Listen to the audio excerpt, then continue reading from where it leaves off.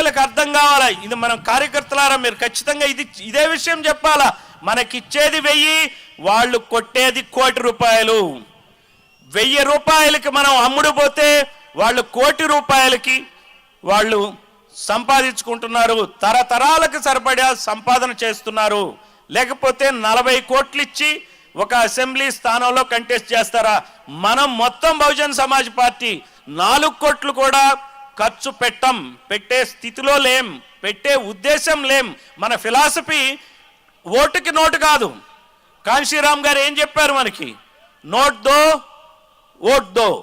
M I right? కరెక్టేనా? ఓటేయండి, note ఇవ్వండి.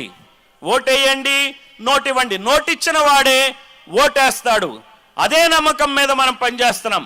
మనకేం పర్వాలేదు, మనం ఇదే సిద్ధాంతాన్ని ఫాలో అవుదాం.